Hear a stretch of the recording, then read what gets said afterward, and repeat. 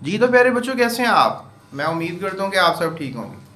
प्यारे बच्चों, आज की क्लास में बात करेंगे एक बहुत ही खूबसूरत प्रैक्टिकल की, जिसका नाम है सब्लिमेटरी प्रैक्टिकल।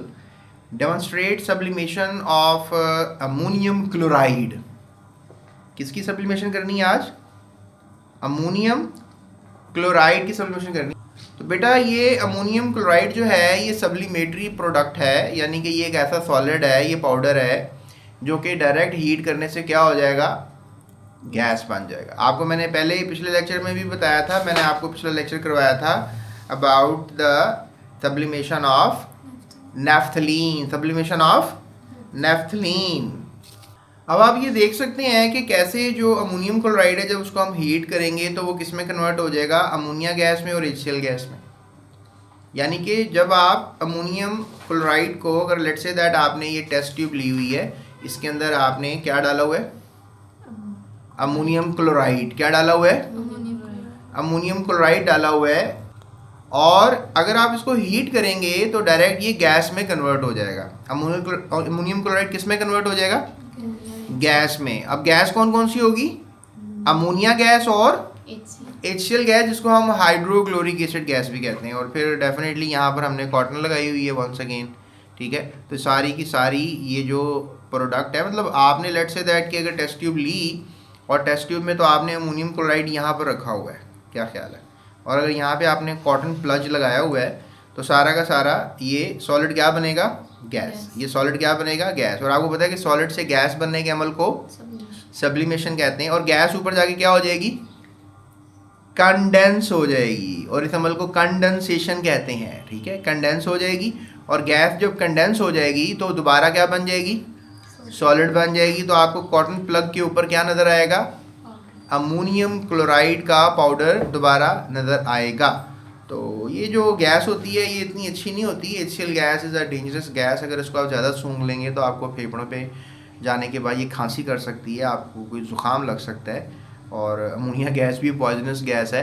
तो अमूमन जो एक्सपेरिमेंट किया जाता है, मेरा ख्याल है वो ज़्यादातर नेफ्थलीन की गोलियों के साथ ही हम लैब में परफॉर्म कर लेते हैं। तो मुझे लगता है कि ज़्यादा यही प्रैक्टिकल आने के चांसेस हैं, क्योंकि अगर लिखने के लिए दे दिया, अगर परफॉर्म ना भी करवाया तो फिर वो आपको अमोनियम क्लोराइड का भी दे सकते हैं। तो दो कंपाउंड्स की हमने सब्लिमेशन सीखी है, that is naphthalene and ammonium chloride.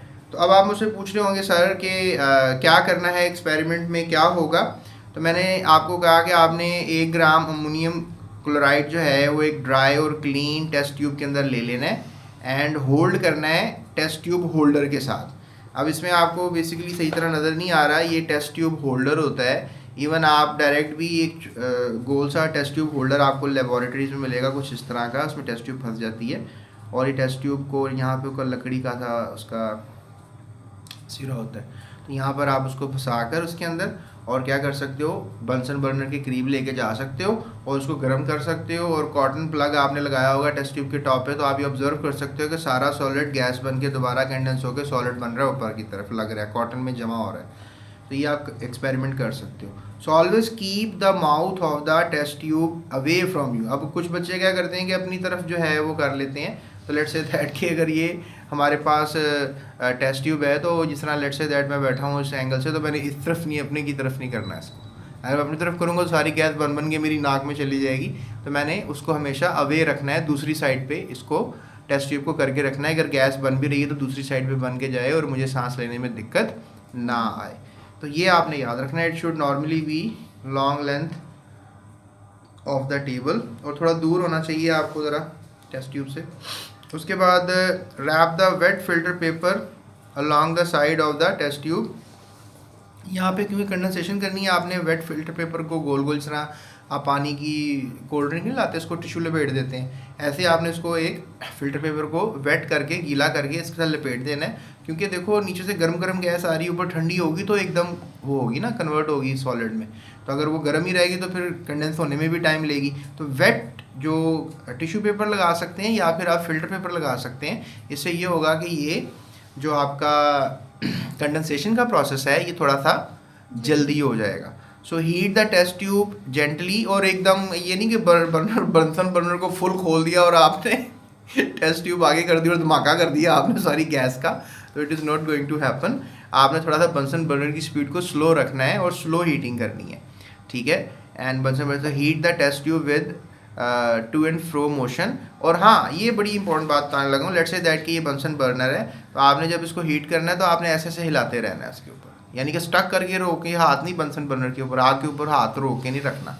आपने थोड़ा सा बंसन बर्नर के ऊपर टेस्ट ट्यूब को हल्का हल्का सा हिलाते रहना है। हिलाते रहने से क्या मुराद है कि आपके हिलाते रहने से जो हीट है वो ज़रा थोड़ी सी मॉडरेट तरीके से सिस्टम तक पहुंचेगी, अमोनियम क्लोराइड तक पहुंचेगी और प्रॉब्लम नहीं होगी।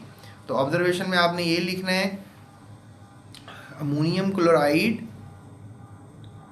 Is converted into gaseous phase without going into liquid phase, ठीक है। ये आपकी ऑब्जर्वेशन आपने ऑब्जर्व कर लिया है और रिजल्ट में लिखेंगे द गिवन सॉलिड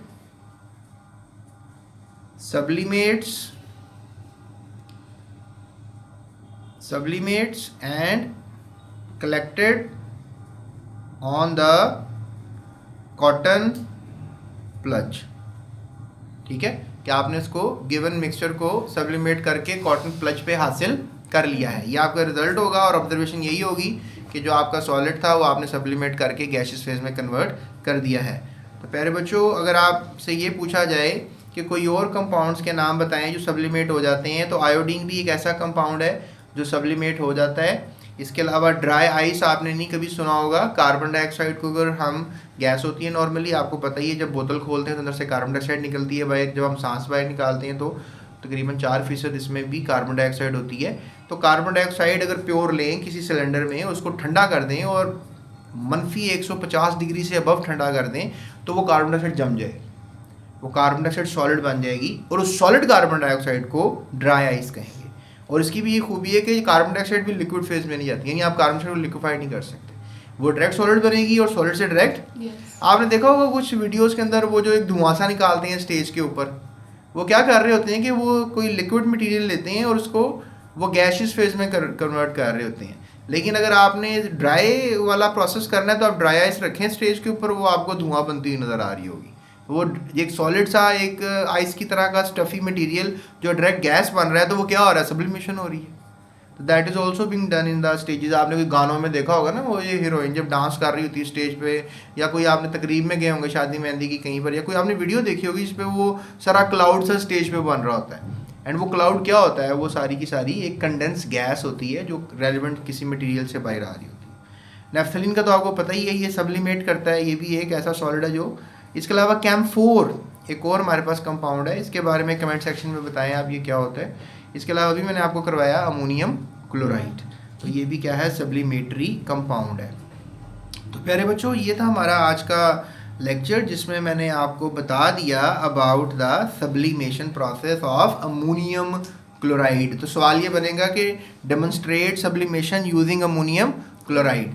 तो मैंने इस किताब की सारी वीडियोस आपके लिए बनाई हैं, सारे प्रैक्टिकल्स की वीडियोस बनाई हैं। तो आपने अगर उसको फाइंड करना है तो आप कैसे फाइंड करेंगे, लेट्स से दैट आप इससे पिछला प्रैक्टिकल फाइंड करना चाहते हैं, तो आप क्या लिखेंगे, determine the boiling point of a given liquid ethyl alcohol. ये आप यूट्यूब सर्च बार पे जाएंगे, वहाँ माइक होता है ना, वहाँ पर बोलेंगे और आगे क्या लिखेंगे, GS Academy, तो आपको ये वाली वीडियो मिल जाएगी। अगर आप कहते हैं नो सर ये तो हमें प्रैक्टिकल आता है, आप ये ना पढ़ाओ हमें आप अगला वाला पढ़ाओ, तो आप क्या लिखोगे यूट्यूब सर्च बार पे, separate naphthalene from the given mixture of sand and naphthalene by sublimation space GS Academy। तो आपको मेरी ये वाली वीडियो मिल जाएगी जिसमें आप ये सारा इसका लेक्चर ले सकते हो, समझ सकते हो क्या प्रोसेस है, क्या टॉपिक है, उसका ऑब्जर्वेशन क्या है, उसका रिजल्ट क्या है, प्रैक्टिकल में लिख के क्या आना है। तो प्रैक्टिकल में लिख के यही आना है, आपने प्रोसीजर लिखना होता है, ऑब्जर्वेशन लिखनी होती है और रिजल्ट। अगर ये आपको प्रैक्टिकल दे देते हैं सब्लिमेशन का, तो लॉलीपॉप से ही प्रैक्टिकल होगा जिसमें आपने कोई 4 पॉइंट्स प्रोसीजर के लिखने हैं और दो आपने ये चीज़ें लिखनी है, ऑब्जर्वेशन और रिजल्ट। तो ये बड़ा आसान सा 5 नंबर का प्रैक्टिकल आपको आएगा। और हाँ, हम इस पर भी वीडियो बनाएंगे कि केमिस्ट्री का प्रैक्टिकल कैसे आएगा, इस पर भी एक वीडियो बनाएंगे, एक पेपर बनाएंगे, ताकि आपको वो भी पता लगे कि कैसे प्रैक्टिकल हमारा आएगा और हम मेंटली ट्रेंड हो जाए प्रैक्टिकल देने जाएँ। ठीक है।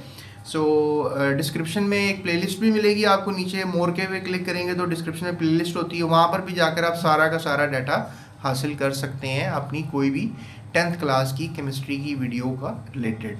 और अगर आप आगे अब फर्स्ट ईयर में चले जाएंगे प्रैक्टिकल्स के बाद, तो हमने फर्स्ट ईयर पे भी बहुत सा काम किया हुआ है, जिसमें हमने इंग्लिश, उर्दू, केमिस्ट्री, मैथमेटिक्स, आपका ये क्या सब्जेक्ट है, बायोलॉजी, इस पे वीडियोस बनाए हुए हैं। तो वो भी आपको इस चैनल से वो वीडियोस मिल सकते हैं और आप उनसे पढ़ सकते हो। So that's it, thank you so much, अपना ख्याल रखिएगा, चाहते चैनल को सब्सक्राइब कीजिएगा। टेक केयर, अल्लाह हाफ़िज़।